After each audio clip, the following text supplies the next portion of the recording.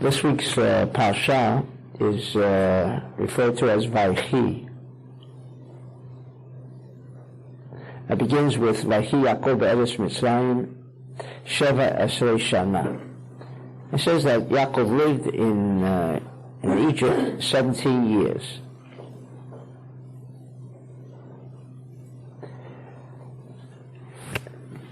On this word Vayechi, which in Hebrew there could have been another word, Vayaga, that he lived. It seems the verse is referring to not how long he lived, but he lived.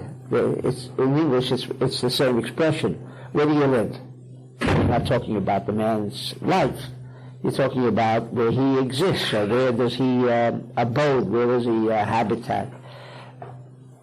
And so the Zohar says he uses the word Vayechi to provide us with a message. That it doesn't, because it then goes on to say that the years of his life was 147, and so that's where you would use the word Vayechi. But when it comes to the idea of where do you live, in English it's the same word, but in Hebrew it would be Efa Tagar. We would not use the Efa Tachai, where do you live? We would say, how do you live? No, how do you support yourself? Maybe it might be more appropriate. But here we're talking about how many years did he spend in Egypt. Says the Zohar,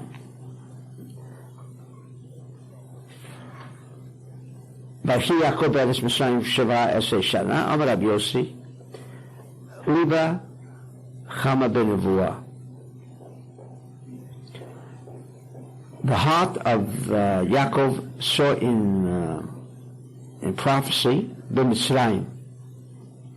Yein benoi become Geloyim ad hacha v'yadad mevekes Mashiach. That he saw the, in other words, Rabbi Yossi is saying that it is not referring to the habitat or the abode of Yaakov, but rather that he saw the actual life of the Jew in many exiles until the time of Biat HaMashiach. And continues the Zohar, V'lo matar levuah devachi ela b'Mitzrayim. In other words, the word Vayechi is going on not insofar as to tell us how many years he lived in Egypt, but rather to tell us that Yaakov did not achieve prophecy of Vayechi, and we'll shortly see where the prophecy is, because it does not appear in the next few words. If this was the intent, and it does seem so, but again, there is no prophecy, and there are many commentators concerning that. We'll discuss that shortly. But says the Zohar that Yaakov did not achieve this prophecy concerning the future, concerning the exiles of the Jews, Ela b'Mitzrayim. Where could he have achieved this level of consciousness, where time, space, and motion would no longer be a fragmented concept, meaning tomorrow, for the reason that we cannot achieve a vision of tomorrow, is because tomorrow for us so far, or until the present time, still remains concealed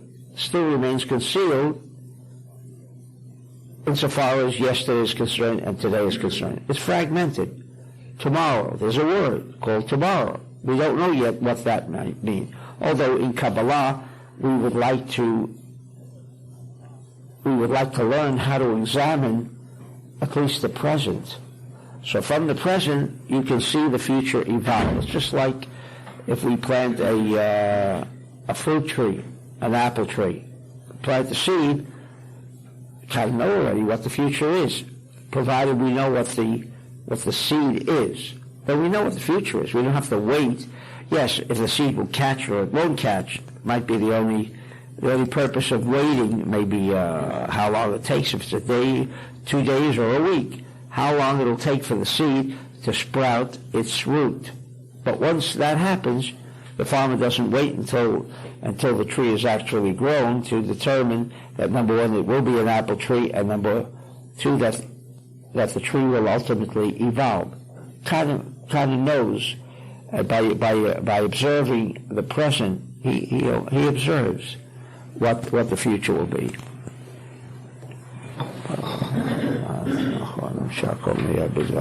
Amen.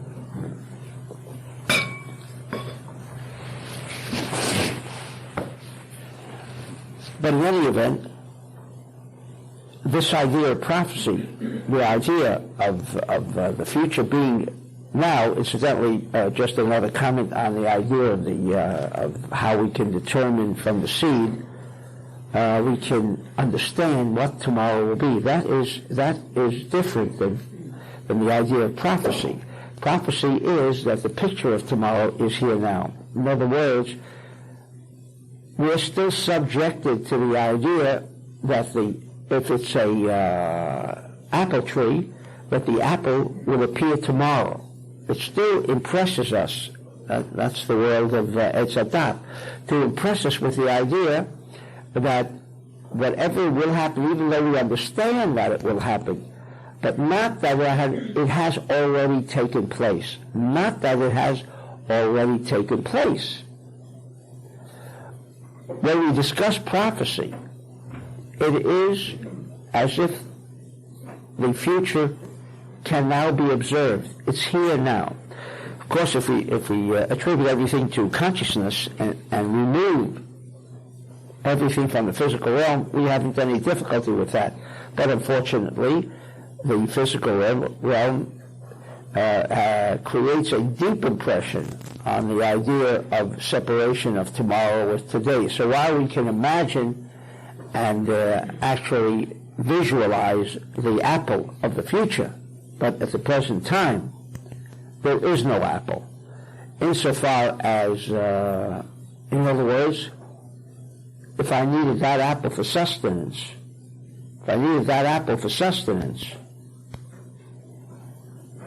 today I could not chew or become satiated because of the apple. However, the idea of prophecy is associated with the idea of Adam Arishon. When Adam would see the seed, he ate the fruit. Why?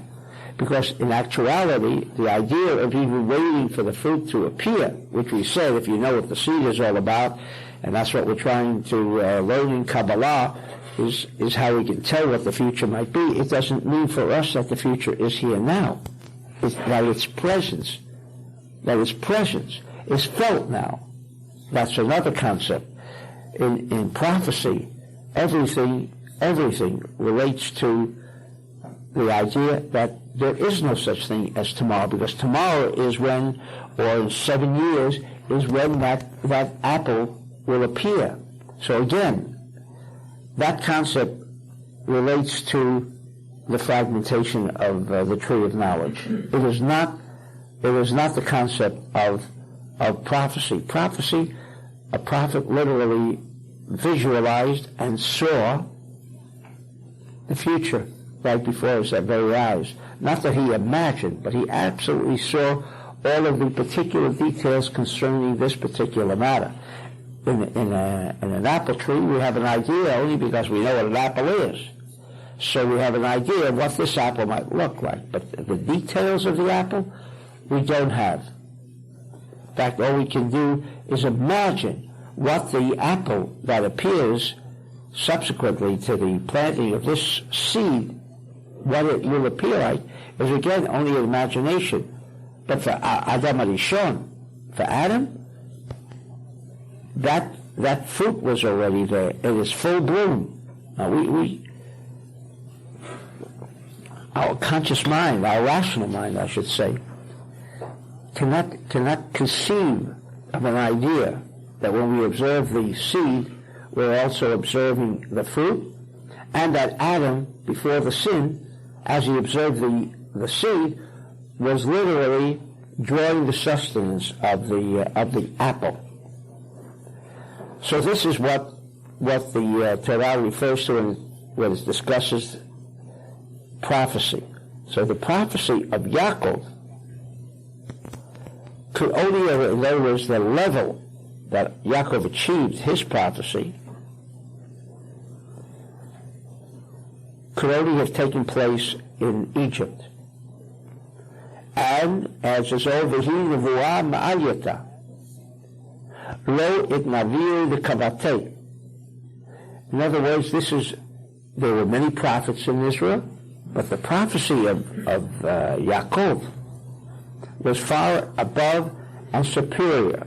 What that means is what we're trying to explain right now. Far superior than any of the other prophets that would ultimately follow.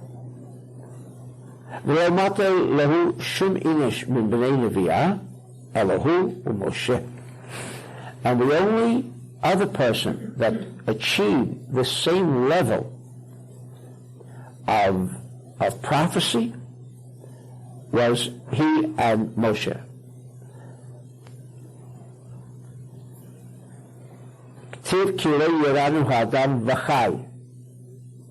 How do I know that he had achieved this level of prophecy? Because it says, for no person can see me. When Moses asked God, can I see you? I would like to see you face to face. And in Kabbalah we have an idea of what that means. We'll touch on that very briefly. And because the Torah uses the word V'chai, that indicates that the level of prophecy of Chai, or B'Yakov K'tiv, Vaychi Yaakov, the word Vaychi refers to a total living. In other words, what does it mean? He was living. He observed. He lived only in Egypt with this consciousness of from beginning to end, as Moses before him, from beginning to end, foresaw an exact cassette, video and audio of what the future would lie, as well as seeing the entire past. The idea of predetermination then seems to conflict with free will and destiny. But the answer, as you've learned in the classes, is that indeed there is no free will and destiny. The only free will and destiny that is left to mankind is which cassette we choose. Which cassette we choose. Once you choose a particular cassette, that is like the seed. Once you planted that particular cassette, everything is already foreordained. But there are how many cassettes that I can choose from? From 1 to infinite. So there is the opportunity or the choices that are available in which we can determine what the future of our existence might be, because that future is already existing in the present, permits not free will insofar as each individual cassette is concerned, but however, the choices of choosing which one of the cassettes that will dominate, that will dictate the future of my particular life, and that's why it's referred to as life, because life means the complete existence. And here he's saying, Vaychi Yaakov be'eretz Mitzrayim, says the Zohar, that in Egypt, because he could have said Vaychi Yaakov, and that Yaakov had nevuah, but he wants to tell us this level of nevuah, this level of living, could have only taken place in Egypt. The level of living. Now, why do they use the word living? Chai, just as in the Zohar, relates this to Moses having also achieved that same level of consciousness in prophecy, because it says the word v'chai. What does that indicate to us? That when does a person live? When is it called living? In a nutshell. If you can know what tomorrow brings. But if you don't know what tomorrow is, then you're uncertain. Are you living? No. You're living, yes. You're existing in fear and uncertainty, unpredictable events that will inevitably take place. So the Zohar, at the same time, in addition to teaching us that Yaakov and Moshe, both, the two highest levels of prophecy that ever existed in this universe, could have only been achieved because they lived in Egypt. They lived in Egypt. And at the same time, because the Torah makes use of the word Vayechi, to live as opposed to existing, as opposed to habitating a place. The fact that you live in a place doesn't mean you're really living. If you live in fear, in chaos, uncertainty, are you living? No. What's living? What is called living? Living means when the future is here now, so there is no uncertainty. You know exactly what your particular future lies ahead for you, and then if it's not the kind of existence that you appreciate, or the kind of existence that you would like to be part of, then you pull out that video cassette and say, I'd like another cassette, and choose another cassette. How we choose other cassettes, we also learned in the class. It depends. That is what action by man, or the Torah, and all of its principles and precepts and so on, is only to permit mankind to be in a position to know, number one, what this cassette consists of, and how he can determine if this is the cassette that fits his needs, and also to be able to choose different kinds of cassettes. But where can you fit the most desirable and most comprehensive cassette, meaning that takes in the entire future along with the entire past? That could have only happened in Egypt. Says the Zohar. Why? Because of Vayechi, the word Vayechi, again, so what the Zohar is doing when it considers this word Vayechi is moving us away from the idea of how many years did he live in Egypt, but rather to inform us that this word Vayechi is referring to Nevuah. Denachta me'aspaklaria denahara. It comes from the light that shines, and this expression of the Zohar refers to, obviously, to the level of Eitz HaChayim, because Malchut is called the level of Me'aspaklaria Delo Nahara. In other words, it's like the moon. It has no light of its own. It is only the light that we can draw towards us from the world of Eitz HaChayim, just like the moon receives its light, its sustenance, only from the sun. So too, this level, as opposed to the level of other prophets like Jeremiah, Isaiah, and all of the others, their level of prophecy did not originate from the level of Eitz HaChayim. In other words, Eitz HaChayim provided them with wherever they were, with a level, because they themselves were not connected to the Eitz HaChayim. they were connected to the Yetzer Chaim, but also to the Yetzer Dat. These two individuals, when they achieved this kind of prophecy, the same as with Moses, he had, if we recall, he had left his wife behind. He no longer could associate with his wife. Well, what does that mean? Just abandon his wife? No. What that implies, says the Zohar, is that Moses had already achieved a level by which he was no longer influenced at the same time that he was nourishing, that he was drawing from the Yetzer Chaim, that he was also being influenced or being connected to the world of Yetzer Dat. He had completely moved out of that realm.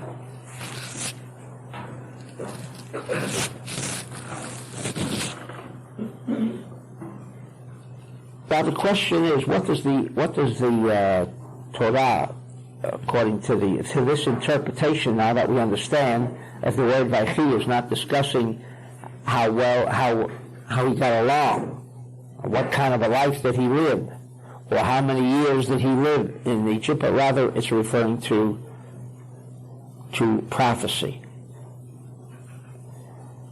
Because again, if, as the next verse indicates, it says, Vayikrevu Yemei Yisrael Lamut, and the days of Israel drew close to the time of his death. Vayikra Livnei Yosef, and he called his son. He tells him various things, and then again there's a repetition of this same idea, and it says where and now he called not only Joseph, whom he had called previously, by himself, and the Zohar goes on to explain the implications. Then he also called the other sons, and said, gather unto me, for I want to disclose to you that which will occur in the end of days. They gathered, and they listened. And then he began discussing each tribe. And this is considered to be the blessings for each tribe. Nowhere in the rest of this Parsha is there any discussion of the future for any of the tribes. And yet, as we learn now, Yaakov had received this prophecy, which in essence was for the benefit, says the Zohar, as Rashi and others, that the intent from the part of Yaakov was to reveal to his sons, and subsequently to all those who will be reading the Torah this Shabbat, to reveal the future, or better yet, to create for us a condition, and that's of course the reading on Shabbat that we will have accomplished, is the idea that we can close the gap between future, literally close the gap, not merely to take an educated guess. After what is an economist? What is a weatherman? They also predict the future. How do they predict the future? Only for what they observe now. Do they see the future? No. In fact, that's why many times the weatherman can be wrong, because his future observation is based on a present observation. The formation of clouds and the highs and lows, barometers, etc. All that appear for the present permit the weatherman to predict the future, but not that he observes the future. That is the distinction between Vayechi, where Yaakov saw what patterns would take place tomorrow, the next day, and so forth. So if Yaakov gave us a weather forecast for the next 5 days, you could be sure that you knew just what the weather would be. But insofar as the weatherman is concerned, there could be a shift in the winds. Now, if this shift will take place 8 hours from the present time, and he's not aware of that shift yet, because all he can do is gather all of the information via satellite, via computer, and this computer already has been so programmed that it can give him a fairly good description of what the weather will be for the next 5 days. But if at any given moment there is any shift in that pattern, then of course his entire prediction has gone to naught. This idea of prophecy, unlike an economist who again looks at the figures at the present and then projects what the future might be, but there can be an infinite number of events that can alter this course. So again, what the Torah is making an attempt, and through its reading on Shabbat, is not only for those of us who might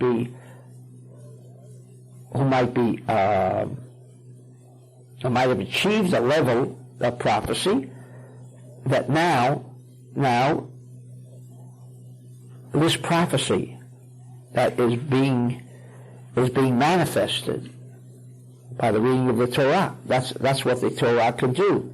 What does it do? It takes us right back into the consciousness of Yaakov. It takes us right back into his mind, where he was, what he saw, and so on. And what did take place? What did take place was the closing of the gap of tomorrow, the events of tomorrow that could possibly change the future of today's events. All of those different events and circumstances became something of the present. And then with all of this ingathering of the information, then one's prediction will certainly be accurate, if not more accurate than leaving it to chance that some other event or some other circumstance might alter the entire projection. So this is what we will accomplish when we hear the reading of the Torah. But why was it necessary that to achieve this kind of level, and it was the highest level of prophecy that one can ever achieve, meaning when we say the highest level, we're discussing the level of prophecy where there was no room, where all events of tomorrow were right now in front of us, and therefore we can choose, after knowing all of the events that will occur tomorrow. Well, what's so difficult to choose which one suits you best, which one contains the least amount of chaos?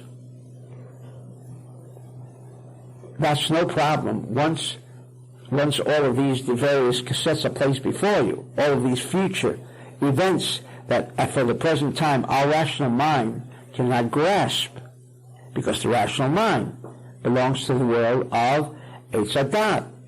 If it belongs within the realm of Eitz Hadat, then it must be subject to the idea of fragmentation. So let us now see what does the Zohar, and how does the Zohar understand this idea that this kind of level can only have been achieved in Mitzrayim. And I'm just going to read, although it may be difficult for some of us who have not learned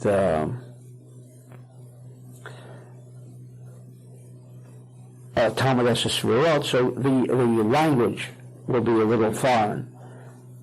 But I want to read it, and then I'll give a brief explanation as to what the Torah is referring to.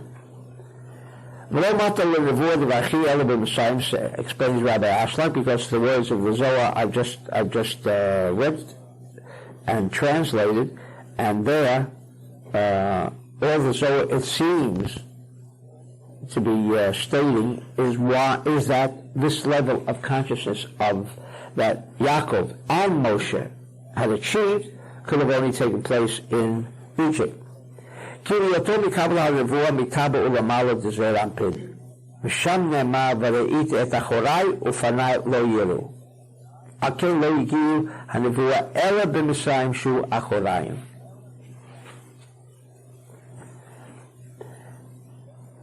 the incident more fully explained insofar as this level of prophecy is concerned. Prophecy that we would all love to achieve, or at least draw some of the aspects of it if we ourselves are not capable, and to achieve the level of Moses, although it says in every generation there are Moseses, and what levels that we can achieve. Again, the different levels of achievement is not a question of how much does one see or one doesn't see, but rather the difference lies in how much of a control, after you see the events, how many times do we conduct our lives in a manner that we know it's the wrong thing to do. Something inside tells you, wrong thing to do. And yet we go ahead and proceed to take that course, although already something inside had ticked off an idea, even in the conscious mind, that, that this is not for you. It's not going to turn out well if you do this or that. But yet we go ahead and do it anyway.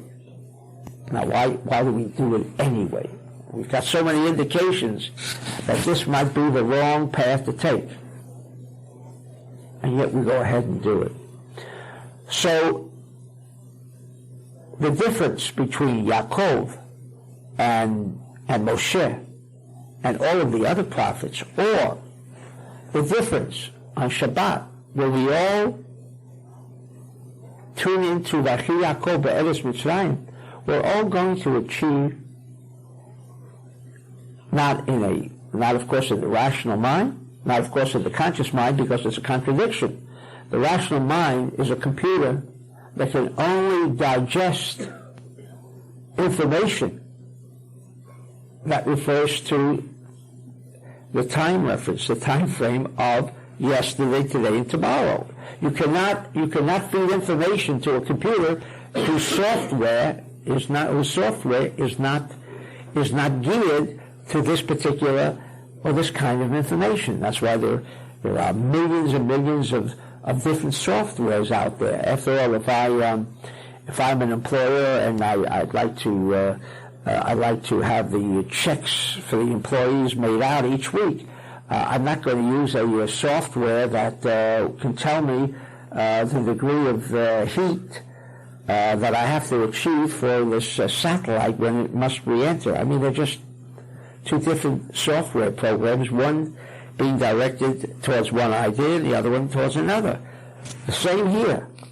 Our rational mind, the rational mind, cannot achieve this level of prophecy, meaning forgetting about Yaakov and Moshe. Because the idea of achieving this idea and level of prophecy is not and cannot be absorbed by the rational mind. What it does accomplish is that the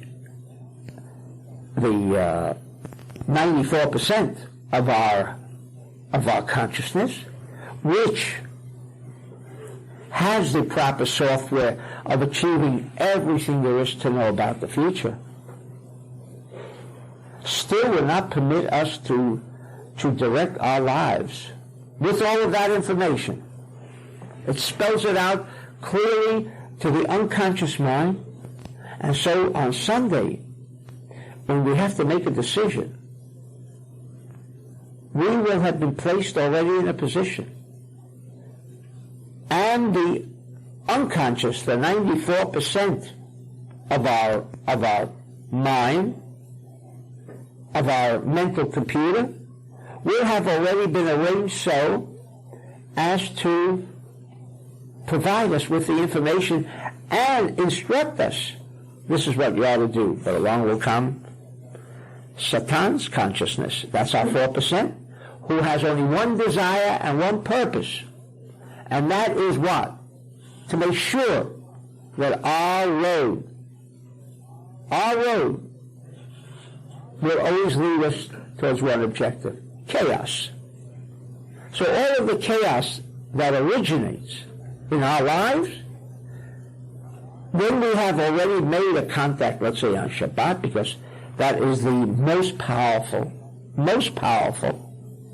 and most comprehensive methodology that we as human beings can achieve in directing the future for the next 6 days, and sometimes it's even for the rest of the year, depending on the circumstances. If it was Hanukkah, it's like Rosh Hashanah Yom Kippur, which you have learned the difference.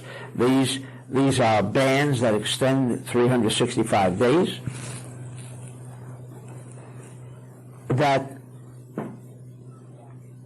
we will have achieved the information, we will have already perceived that course which will most benefit us, and then along comes Murphy's Law. If anything can go wrong, it will go wrong. Because Murphy's Law applies to the rational consciousness, which is our ego, which is our perception of things on the physical level, which must be restricted of necessity to the laws of uncertainty, fragmentation, etc. So while through the reading of the Torah, that's why there's nothing as important, and there is nothing by virtue of what we do in the way of mitzvot, nothing can compare to the achievement of Vayechi Yaakov, where the 94% or 96% of the unconscious mind, that computer, that mental computer of that which we contain, now can handle all of this information being furnished on Shabbat, and therefore on Sunday we should be fully equipped with enough information that for the next 6 days there should be no chaos in our lives. Yet it doesn't happen. Why doesn't it happen? Why doesn't it happen? Says the Zohar, and makes it more fully perceptible with, he says, V'shem nemar, v're'ita et achorai ufanai lo yiru. God tells Moses that you can see my back, but you can't see my face. Well, does that imply that God has a front and a back? He's like a human being? Obviously. We're not even discussing, when you're discussing a human being, what does the scientist tell us today? The physical human being, as I see all of you here, I might be under the assumption that I'm perceiving physical bodies. But even science already says today that it is not. The perception, even the way you dress, even the way you appear, even the nose, the physical features, are all a result of what? Of consciousness, of your internal consciousness. That's why you wear this suit. Why does one wear this designer label, another one another designer label? Why? What determines the size of the nose, the feature of the nose, the feature of the eyes? What determines all that? Consciousness. There's nothing more than consciousness. So says the scientists, have gone even one step further, that the physical appearance can be misleading. It may not give an accurate picture. So, even if on the level of Malchut, and now we have to go back to Ein Sof, where the consciousness of God lies. I mean, are we talking about a back of a person or a front of a person?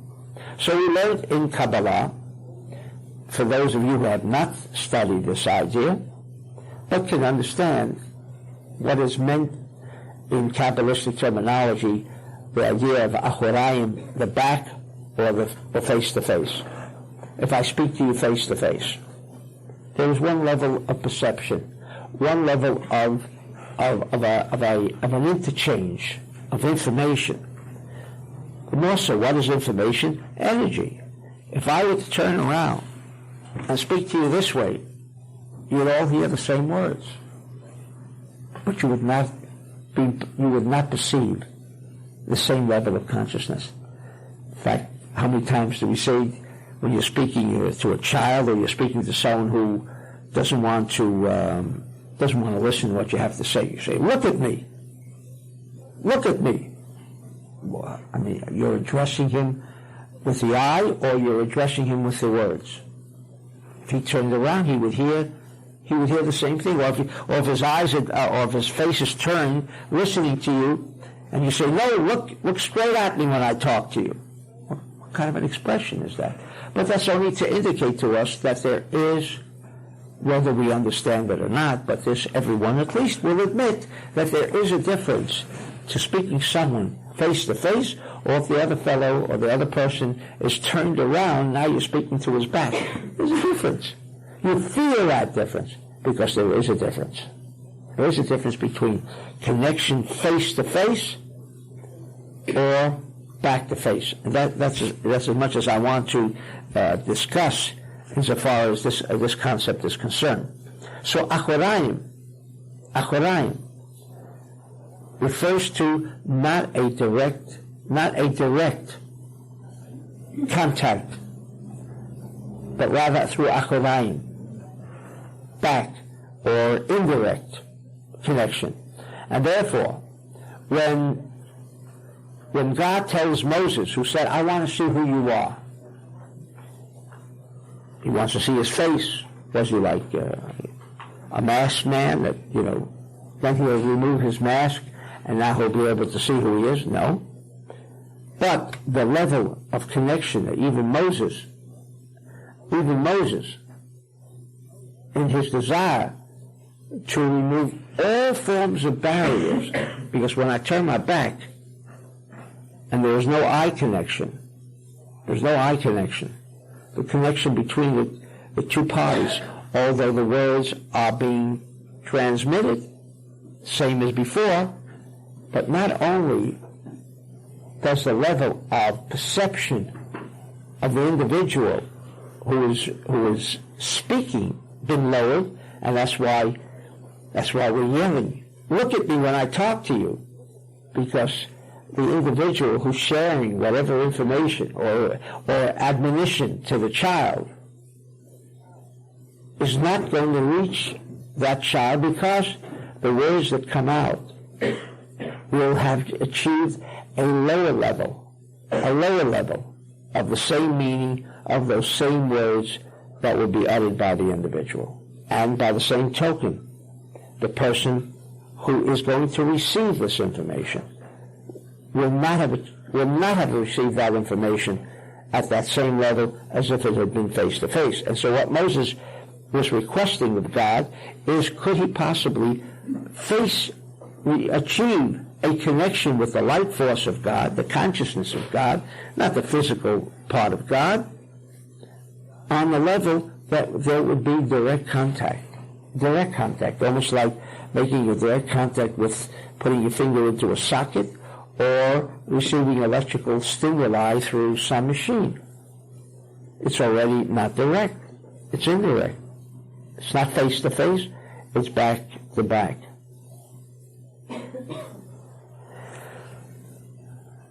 Says the Zohar, according to the explanation of Rabbi Ashlag, the difference between the two, and I'll just mention this without going into a discussion, because this is more fully explained in Talmud Sefirot, that Moses was achieving the level of prophecy mitabur ulamala to Zerampin. In other words, in Zerampin, in the level of Zerampin, we know that there are two triads, the upper triad and the lower triad. What does it mean, upper triad and lower triad? It means the level of achievement of consciousness, nothing more. One, and we have even the vocabulary how to describe the upper level.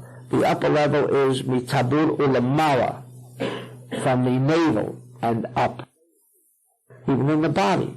And science one day will begin to understand from the navel and up, you have certain aspects. They are more refined. The lungs, the heart, as opposed to the intestines, liver, gallbladder, and many of the other, the spleen, and many of the other aspects, stomach, that are more dense, not as refined, not as purified, because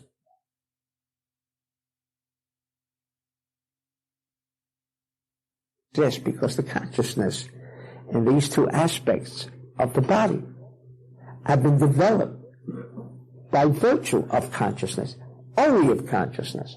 And so these two levels of consciousness are the two levels that distinguish Moses and Yaakov from the other Nevi'im. Kol ha-Nevi'im mekavlim mechazeh u'lemata d'zeh rampin, dahinu minetzer v'hod.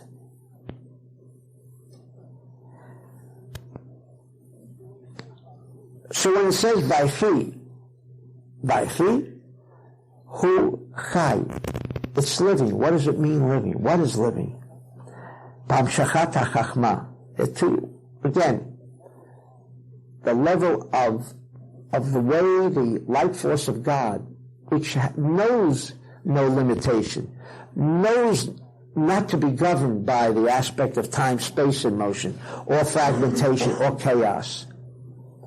When we use the word Vayechi, we are referring to the level by which we are receiving all the chachma, the actual life force. How, whatever degree, is another matter. But when it says Vayechi, insofar as these two were concerned, Moses and Yaakov, they were receiving this Vayechi Yaakov, they were receiving the light force. The light force. The P'chilat Achorayim. And why does it say B'Mitzrayim? Because they were not receiving it direct. And that's what Mitzrayim means, Achorayim. Means back to back. What does that mean? Back to back. We know what Mitzrayim meant. It indicated the cesspool of the world. What's the cesspool of the world? Same cesspool some of us may have where there is no adequate sewage system. So you have a cesspool. The cesspool consists of Mitzrayim. What does that mean? All of the ideas that create limitation, the foremost of which is what? Ego. That's Satan's most familiar and most powerful instrument.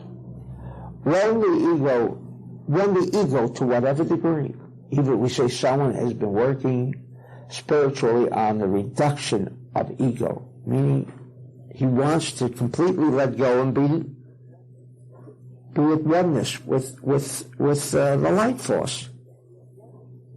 To be at oneness with the light force. The light force's relationship with us is one of light and vessel. The extent of our ego increases the idea that we are something. The more we are something, the more we are not vessel. The more we would like to feel that we are creative. Restriction and procreativeness is another matter. Restriction, yes, brings us to the idea of oneness with the Creator. That's because we're acting the opposite. If someone says, "Oh, you're stupid," a reactive person says, "I'm stupid. He's touched me. Touched who? Touched my ego." If he says, "I'm stupid," who wants to be stupid? So we all would like to display our brilliancy. That is a reactive individual and not a proactive individual. A spiritual person, the moment he's told he's stupid, he restricts. What is he restricting? We got a restriction. What are we restricting? We're restricting the rational mind, which says react. React. Why should we react? Why should we react? You've been insulted. Then it is an involvement of the ego that says, are you really stupid? I mean, that mental computer is a computer. Remember, it far supersedes any computer that has been developed until the present time, or for that mind that will ever be developed. All works instantly. Trillions and trillions and trillions of bits of information pass. You know how many particles there are in the brain? How many particles are there in the brain? Anyone know?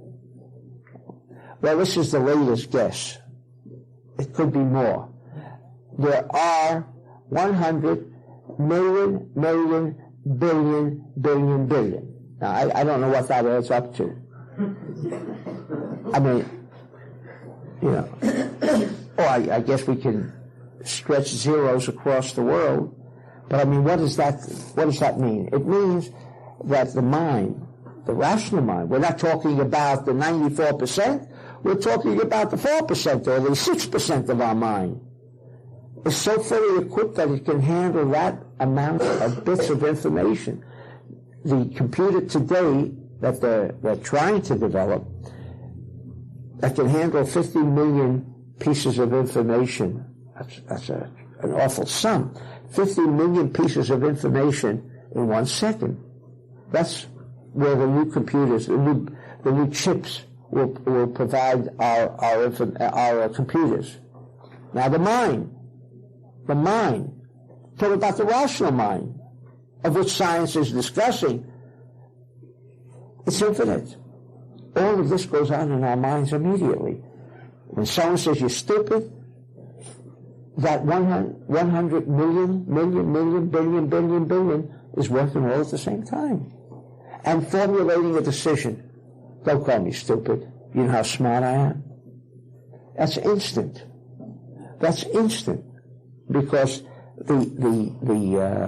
ego, as all Kabbalists always refer to as the substance of this mental computer that we're talking, this infinite computer that can handle infinite pieces of information, originates with this idea. And therefore, a spiritual person will always make an attempt to achieve what? The diminishing of where his ego can play no part in the decision of the 94% level of consciousness, which, again, I can't give you the numbers anymore because science doesn't have a number. They only have a number for the mental computer, which is infinite. When it says that Yaakov received this level, be'eres Mitzrayim, where? In the world of where the origin of our mental computer, what I call the cesspool, originates. That's Mitzrayim. The level by which there, in that country, not talking about the physical country, yes, but again, the physical country has this kind of influence. Why? Because it was broken. What we observe today in modern-day Egypt, incidentally, is not what existed during the Middle Kingdom before the Jews left Egypt. That power, so pervaded throughout the entire world. That's why we will learn in next week's Parshat in Shemot, in Exodus, where we begin the second book of the 5 books of Moses, where we will learn more about what does it mean Egypt. But again, consciousness. It was broken, but that consciousness was the origin and root. The total capacity of whatever ego exists, and some of us think we have a big ego. We don't know even what a big ego means, but each one thinks he has a big ego, and we'll leave it at that. But in any event, That is called Mitzrayim. The power to limit. The power that even if we come on Shabbat and we've made the proper connection, and we have made it, whether we're conscious, thank God we should not be conscious of the connection we made, because then we would be thrusting all of this information coming by virtue of the reading of the Torah through our rational mind, and you know what you've done to it. Now you've put it into a computer that can only handle 100 million, billion. And that's still a limitation on future events. The 94% has the infinite capacity to handle the infinity of the light force of God that provides us with what? Not only information, but on that feeling of, I think it's wrong. I don't think I should do that. Where does that come from? That does not come from the rational mind, because there is no explanation. It's just a gut feeling. A gut feeling is not the way the rational mind operates. It gathers information to permit chaos, because all of that information, even the 100 million, billion pieces of information that the rational mind is capable of handling, brings us to the world of chaos. Now, can you imagine how brilliant we must be when we gather 3 pieces of information, 10 pieces of information, and with that we think we are the smartest, or we're the most clever people that exist, each one individually. Therefore, to achieve this level had to take place only in Mitzrayim, only where there was no direct contact. It was Achorayim. Remember what we said in this very minor scenario of when I just turn around, we don't feel the light force between us. That energy is flowing. Because Mitzrayim represents the totality of chaos, the totality of fragmentation. And these 2 individuals, to achieve the level of where they were, could have only taken place where they had overcome the epitome of limitation. In other words, a spiritual path is not how spiritual you feel, but how difficult you feel the struggle with the rational mind, the struggle with our own Mitzrayim exists. If you haven't got too many problems, or you're just not involved with too many problems, or the entire world is not your problem, to that extent of not being involved in this quantum idea, of which is not Mitzrayim. Mitzrayim enveloped, and that's what it means when we will learn next week. The Middle Kingdom controlled the entire known world. What does that mean? Why do we have to know how vast the kingdom was, or how far it extended? Why is that so important? It was a strong country, powerful army, but a powerful army does not create a far-flung empire. The consciousness of the people, like Pharaoh. Pharaoh, we know the discussions that he had with Joseph.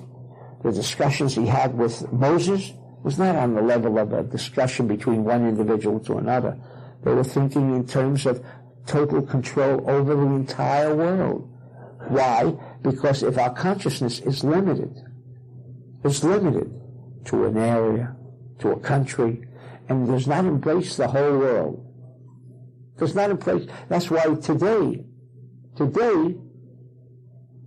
we call this the age of Aquarius. For what reason? Because in the age of Aquarius, the time of Zman Yemot HaMashiach, our minds must expand. So it's being expanded, not for everyone. And most people, news may not be of any interest. All they would like is a movie, or something that provides that little satisfaction. And there are others who want to know what's going on around the whole world.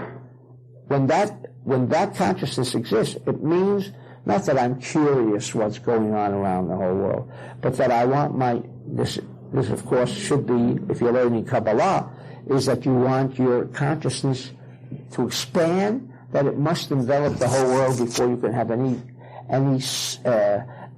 symbol of total control over your own life. Because without a quantum connection of consciousness, then tomorrow the weather will change.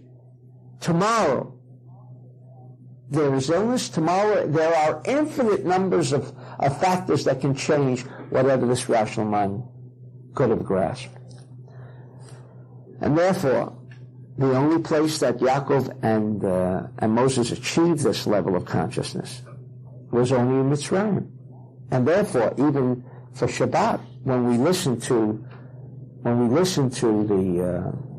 the Kriyat Torah,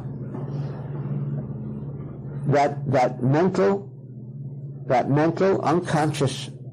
unconscious aspect of our minds will have absorbed everything that Yaakov absorbed at his time, in those years in Mitzrayim. That's the purpose of listening to it.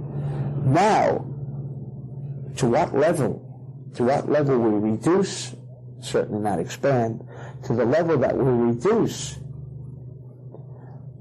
this information by which our lives can be different. And if our lives have not changed for the better, we've got to understand we're having a problem with Mitzrayim. We're not having, certainly if you're not coming to the center, you have problems. That's understandable. How could one achieve, if things are going well, we know the end of the road has to be chaos, because the man has only recognized the level of consciousness, the rational consciousness. So every time he falls into the level of rational consciousness, we know what the level of rational consciousness leads. Not this year, 50 years from today. It must lead to chaos. Must lead to chaos. That, just as we know, when we know the seed, we'll know what the fruit is, so too we know about rational consciousness. Whenever the rational consciousness, to whatever degree the rational consciousness plays a part in our lives, to that level, to whatever level, it still influences our decisions, and it's not coming, like force, tell me what to do. Then, by virtue of even speaking in that elementary term of light force, tell me what I have to do. You've eliminated the influence. That moment, you've eliminated the influence of the rational mind, because you don't want to be part of the rational mind. But if you got a strong ego, then you're playing games with you. So you're saying, listen, ego, you sit right here. Don't interrupt me while I speak with God.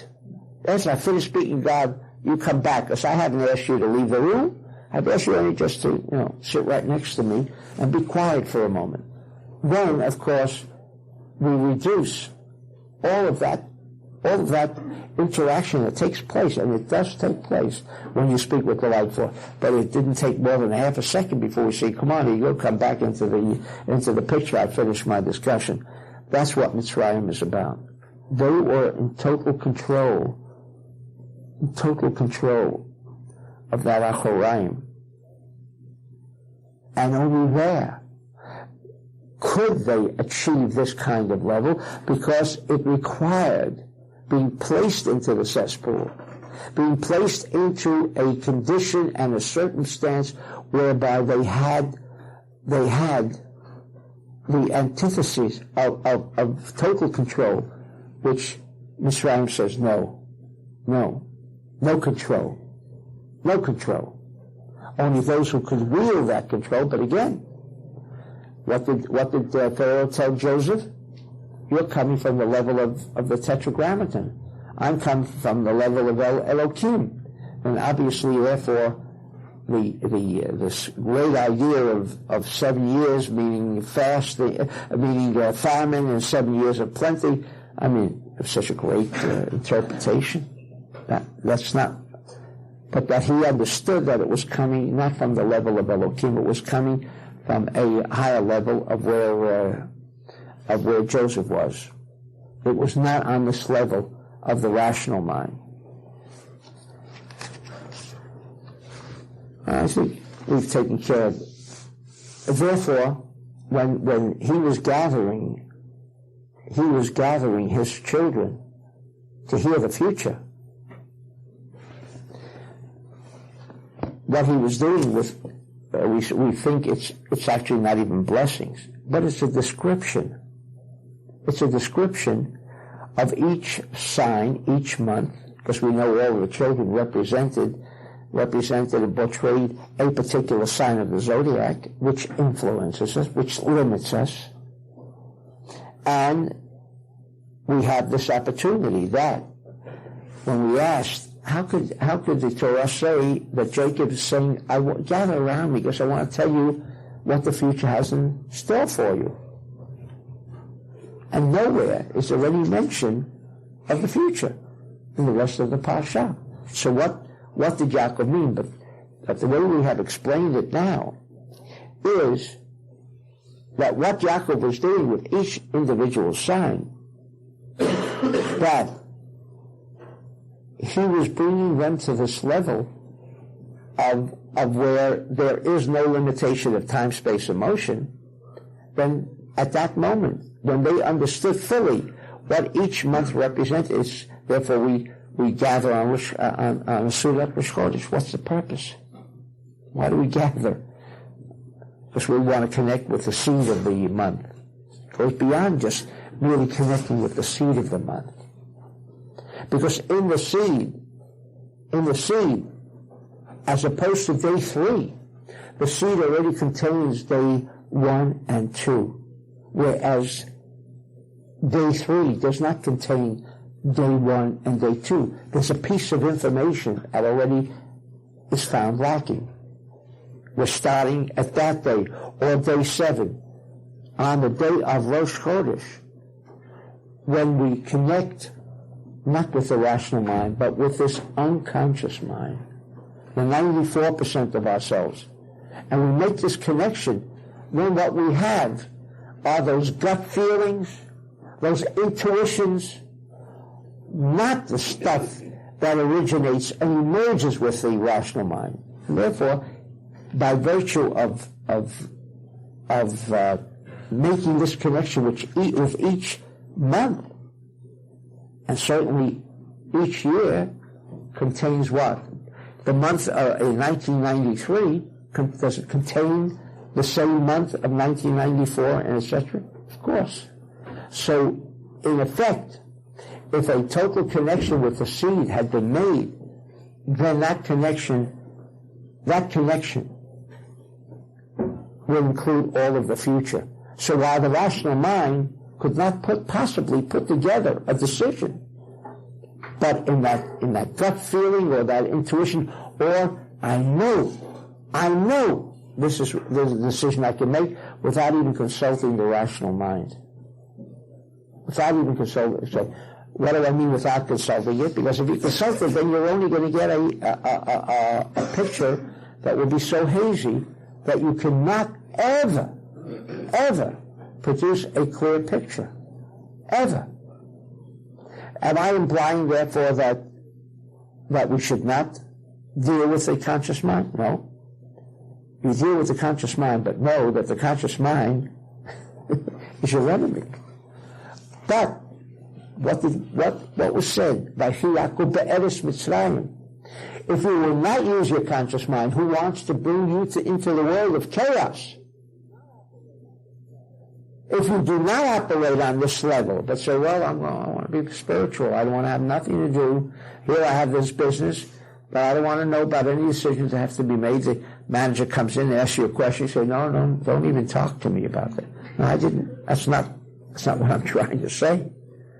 I'm saying the decision that you give him will not be one at that point. If you've been in Mitzrayim and you're now making every attempt to control Mitzrayim, not the problem of how much energy I can draw, how much information I can draw. You just ask for it.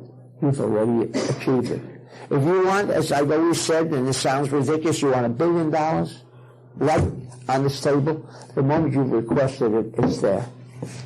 It's there? Yeah. It's there. So what's the problem? The problem is because you have a rational mind. Someone now calls you up, the bank calls you up and says, listen, your loan of $100 is due. Look at your pockets, I haven't got $100. Well, why don't you take it off on the table? It's probably not there. Now I'm dealing with the bank manager. He doesn't want to know that the money's on the table. You tell him the money's on the table. What will he say? I guarantee you about one thing. He won't ask you for the $100. You tell him I have $1 billion on the table, come down and pick it up. So the first thing that's going to happen is he will not insist you bring in the $100.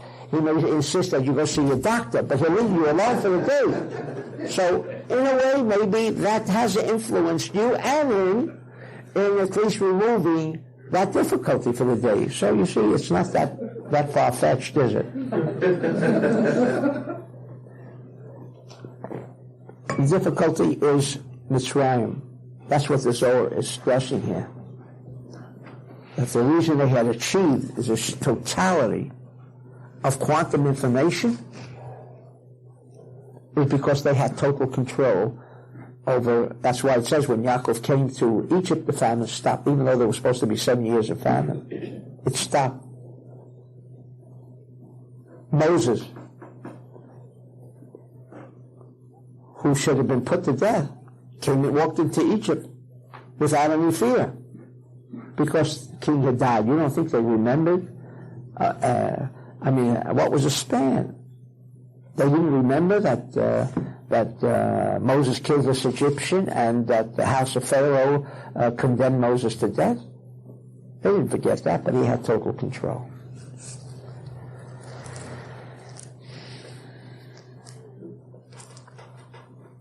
Here,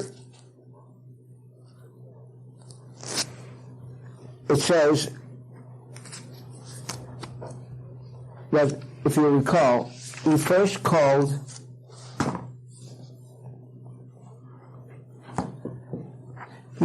Joseph, then he called the other children. He first called Joseph, and Rashi goes on to a lengthy explanation concerning why did he call Joseph, and it seems that Rashi is giving us a very rational explanation, but as I've made a point, that you could never understand Rashi before you understand Kabbalah. Rashi is so in-depth, so concealed, because there isn't a Rashi there that we could not ask a million questions, which seems so idiotic at times, because it is so concealed, it is so difficult, because his level of consciousness was not there for the purpose, Rashi's level, of revealing the concealed. On the contrary, the revealed was being concealed by Rashi, unfortunately. But the fact that it was taken out of the realm of the code into another realm, although it was concealment and it requires Kabbalah before we can understand Rashi, Rashi cannot be understood just by reading the text, because what Rashi seems to be saying is everything on such a superficial level that the questions that one would have on Rashi's explanation are so numerous that only because of the Kabbalah, which we think at times it seems to be more difficult, it's so deep that we can't possibly understand it, and the reverse is true. Anyway, without going into Rashi's explanation, because this explanation of the Zohar already brings us to the interpretation of what Rashi was trying to say. Anyway, Vayikra Livnei Yosef. First he called the sons, and then later he calls the other children. Says the Zohar, Vayikra Livnei Yosef Vayomer Lo Inna Matzati Chen Be'inecha.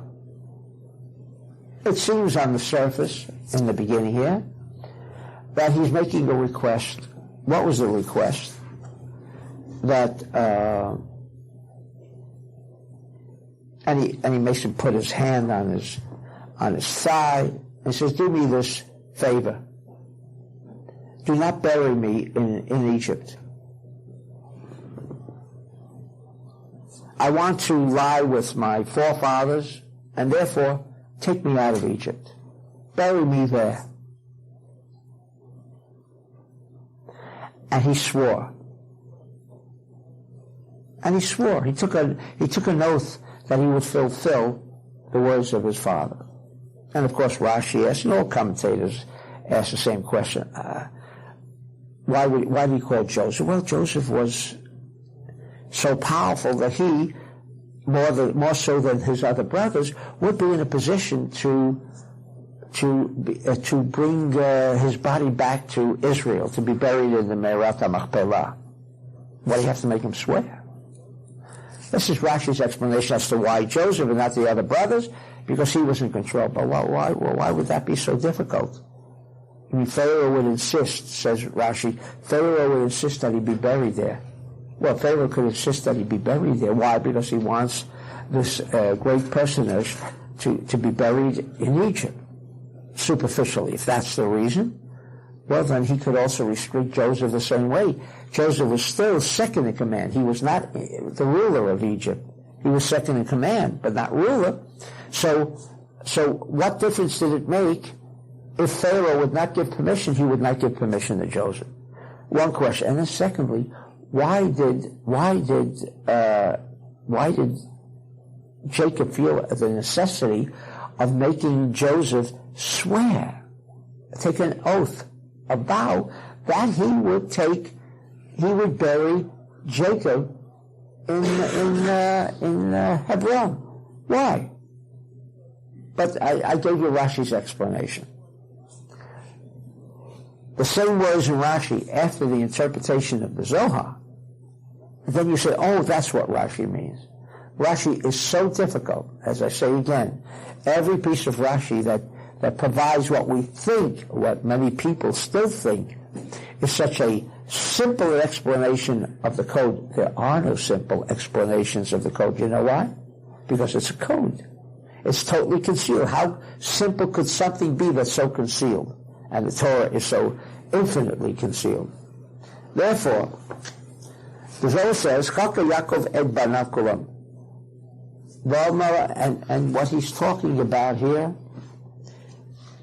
even when he called Joseph, he wasn't talking about the idea of Joseph being in a position to take Yaakov's body back. I mean, this is the story, right? And Rashi even goes so far as to explain this dialogue between Jacob and Joseph. It has no meaning. As the few questions that I've raised, and there are many more questions that we can raise just on this section right here. And as we explained, Vayechi Yaakov was referring to information by which our unconscious, the 94 or 96% of our minds that make decisions, incidentally, that we don't listen to those decisions is another matter, depending on how strong your mental faculties, the rational mind is, or depending on how strong your ego is, or how strong or how powerful you are in overcoming Mitzrayim. All of this depends on the flow of the 96% or 94%. What we're still addressing here, even when we're discussing a matter of taking Jacob's body back to Israel to be buried in Hebron, which seems to be the story, says the Zohar, this was not the dialogue. It wasn't the dialogue. It had an entirely different meaning than what the words would seem to indicate. Chaka Yaakov et banav kulam. Yaakov first observed all of the children. V'amar lahem, and he said, Sarot rabot ורעות גדולות אני רואה שעתיד לבוא לבניהם, וצריכים להימצא רחמים עליונים. Says the Zohar, this dialogue between Jacob and Joseph was referring to the remedies. And with Joseph he discussed the remedies, not with the other brothers. Because now we understood, and we're told that Yaakov saw in this Vayechi Yaakov, he saw the entire future. He saw the cassettes that would be taking place. Not that he saw them visibly in front of his eyes. And what he wanted was not merely to tell them what would happen. Okay. So when the Jews during the Inquisition would be told, you know what's going to happen? You're all going to be expelled. So on Tisha B'Av, the order of expulsion was signed. Now everyone knows they're going to have to leave. Now what? So now we know. We suspected it before, but now we know. And now you know. Now what can you do about it? That is what's being discussed now. Throughout, including this section here. What the Torah is not making an attempt to merely tell you the historical account of what happened in Egypt. Who's interested? How does that assist me in my daily life? Or how does that assist me in a situation where I have difficulties? Says the Zohar, this was what Yaakov saw. When he said, the future of time.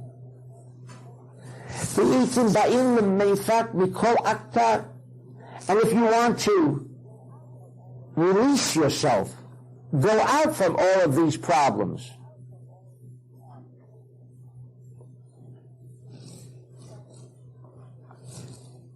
Hishavali, v'nitem b'neinu la'ed et Ribbon Olam shetasu emet v'din v'tiu ka'avoteichem. V'tisaveu zeh b'kol dor v'dor sheyavo achareihem. You want to be released from these decrees, from the cassettes that you have mistakenly or unconsciously accepted? Because whatever situation we find ourselves has already been directed either due to a prior incarnation, because everything is already foreordained. Once you've chosen, if someone had murdered in a prior lifetime, and now he winds up, let's say, in the Holocaust, it was preordained. That's why he was born there, and not born in Argentina, so far away. All of this was preordained, because the cassettes were already chosen, long before it happened, because those events that will happen have already taken place. Everything has already taken place. Now the question is, which cassette do you want to join? And in a prior lifetime, if that was the cassette that we joined, or we still continue to be part of the cesspool, we still continue to be part of the cesspool, then we're still choosing the cassette, not of overcoming Mitzrayim, but of being involved in Mitzrayim. So either one, we have chosen that cassette. But now that we're involved in that cassette, what can we do about it? This is what the verse is referring to, says the Zohar. Let us, when he said, take a vow, it wasn't that it was necessary for Joseph to say, I promise you, Daddy, I'm going to take your body to Egypt when you die. Because if he didn't make a promise, then of course Joseph would not fulfill his father's last wish, which of course is ludicrous. But what he was saying, accept this vow, not you, but for all those who follow you. that you must deal an emet b'din, as your forefathers before you. And Rabbi Shimon continues, and Rabbi Ashlag adds this, and in order that you should not question, remember we asked that question? He could have asked some of the other sons. Well, Rashi tells us, because Joseph was in control, well, he was an important person. He was not in control. He was not Pharaoh. So he was not in control. But so the question of why he called Joseph and not the other brothers, and this is what the Rabbi Shimon says Rabbi Ashlag is trying to answer. Maybe al zeh divrei Rabbi Shimon she'omer ala katov v'tzigu b'sha'ar mishpat v'la yechanin Hashem et she'eret Yosef she'kol b'nei Yisrael kulam nikraim Yosef. When he called Joseph, he wasn't talking to Joseph. He was talking to all of us, says the Zohar. It's not a dialogue between Joseph and Yaakov, and will he accomplish it, will he not accomplish it? No. He called Joseph, because Joseph encompasses all of Israel. Kulam nikraim Yosef. Afkan, just like in that verse, it says She'elet Yosef. He's talking about all the Jews. He says She'elet Yosef, the remnants or the leftovers of Joseph. Says the Zohar, because Joseph, the reason he called Joseph, he was addressing, because Joseph typified and portrayed all of Israel. Asher Yosef kolel lekol hashvatim kulam. The word Yosef, gathered. He gathers all of us. And what did he ask him? Vasiti moti chesed ve'emet. Look at the way he, if you want Rashi's explanation, will you do me chesed and be truthful with me? I mean, was he implying that Joseph would not be truthful? As I say, Rashi explains exactly what the Zohar is saying, but Rashi is so concealed with the words of the Zohar. Isn't Rashi, the Zohar preceded Rashi. And Rashi's explanation, and because there was no availability of the Zohar, so at least Rashi gave you the next preview, which was unfortunately a concealed preview. But when he says chesed ve'emet, do justice, have mercy, act in merciful, etc. Here's the secret. Here's the secret. You want your future to be under your control? It requires truth. Well, what do you mean it requires truth? You mean truth. Does it mean not to lie? Yeah, it implies that all. Is that all it means? No. Truth means an uncompromising truth. You know what they say about the truth? You can come with truth. When there is uncompromising truth. When you believe in something, but then the neighbors, society, the whole world says, you're wrong. Well, if the whole world says I'm wrong, then, and you know you're right, but you do not go and proceed with truth. You are a compromising individual. Well, you don't want to step on too many people's toes, and you want to win a popularity contest. You can never make the truth. You can never make control. There is also the idea of being merciful. You must be sharing, goes without saying. But emet, it cannot be compromising. Unfortunately, if I were to observe anybody, the thousands that have come by, including myself, if there was compromising in truth, then that was a direct contradiction to control. Compromising your own truth. Not what I believe is to be truth, what you believe is to be truth. But because of circumstances that now, and events that are taking place around you, that do not permit you to express the complete truth, says the Zohar. This, because the cassette of no Inquisition, no Holocaust, no pogroms, are there. They were there before the incident began. And here, in one word, fortunately, it's a long discussion, but time does not permit, but at least to leave you with this thought, that in truth, if there's compromise, you have compromised with your cassette of the removal of total chaos. And you are the only one who determines whether you want to compromise with your truth or not. And certainly when involved in Kabbalah, and you feel it's true, but then you receive the precious from the outside. It certainly is. In my 30 years, I've gotten a little precious here and there, not only from people I know, but even from people you don't know. That is the key. That is the key to total control over your destiny and over your environment.